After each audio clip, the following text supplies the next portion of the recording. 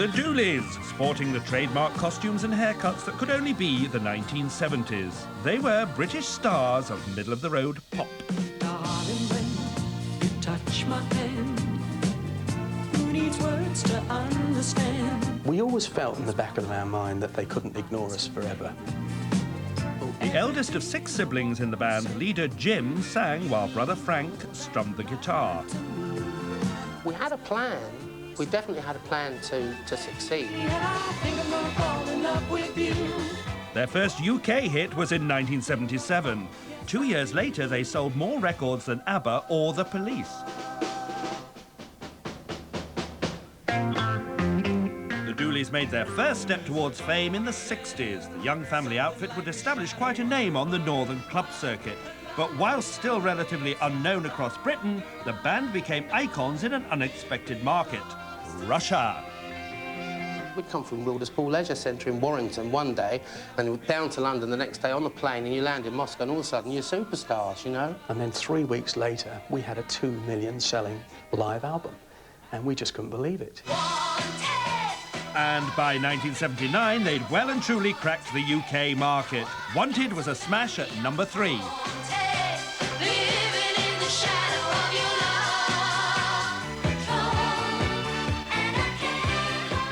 The success story combined tunes you couldn't forget with fashion that was hard to forgive.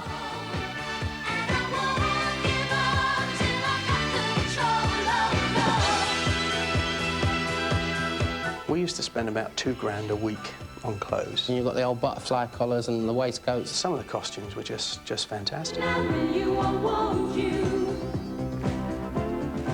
In later years, line-up changes and a raunchy new look couldn't sustain the hits. And despite being big in Japan in the 80s, the Dooleys finally threw in the kimono in 1991. Will you take me back? We didn't want to be old people still schlepping around the clubs and you know, having an audience thinking, you know, well, they don't look like they did on Top of the Pops. So, yeah, we decided to call it a day. These days, Jim is a partner in a business providing powered wheelchairs to the disabled. Frank runs the Northern office. We found that 75% of disabled people were living only on state benefits and that they weren't being assisted at all. The wheelchairs are paid for by a number of different charities. Jim and Frank are the middlemen who make it all happen. We do need to know that. You're talking about people who have no savings, no funds. It's like being Father Christmas. I never knew what independence meant until I did this job. That guy can now get out and go to the park on his own. He's got freedom. He's got his independence back. And I go away thinking, right, he's happy now. He's not a prisoner in his own home. Just make sure that you got the hang of it. I get as much, probably more, job satisfaction from doing this than I ever did on stage. And that's, you know, without exaggeration.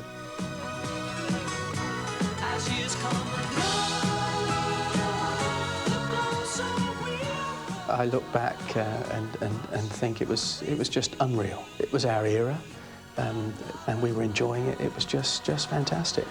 Yes, you'll always be.